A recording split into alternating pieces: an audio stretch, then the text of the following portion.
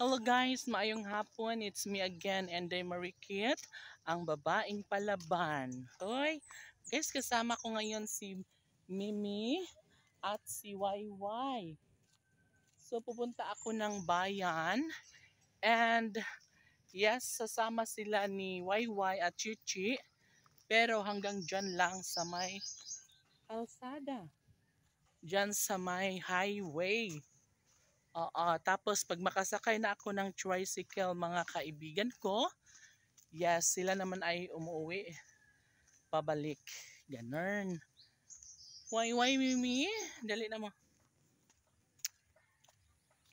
So, sobrang init ngayon mga kaibigan ko. Oh my God.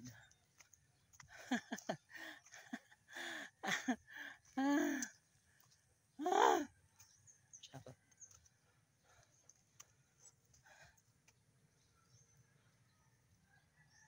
And, pwede naman dito lang ako maghintay ng masakyan para hindi naman tayo masunog sa araw.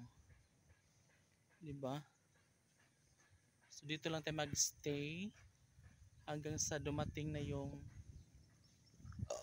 pedicab dyan. Kasi dadaan dito. Oh my God. Ang enet. Guys, mayroong bagong isang pundok na bus. Ayan. Para yan doon sa may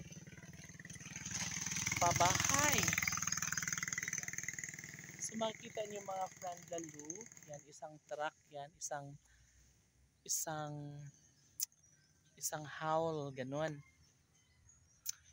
Sana may tricycle nga, no? Sana may pedicab para makasakay tayo agad, para makapamalingki na tayo agad-agad kasi nga kailangan nating mamalingki kasi wala na tayong stock, wala na tayong pagkain. Oo, kaya ganun pa man mga kaibigan ko. Yes. So yung mga aso ko dun, mga alaga ko, mga kaibigan ko, nandun na sa Ayan. Andun na sa unahan. So dito lang muna ako kasi masakit pa yung araw, mainit masyado. So baka may tricycle na dadaan dito, kaya maghintay lang tayo kasi wala pa namang dumaan din, no? Uy! And syempre, hindi na magtatagal ay darating din dito ang pedicab. Makakasakay din tayo, no? Kasi nga sobrang malaylay pa doon, no? Doon pa sa dulo. Yun. Tapos sobrang init.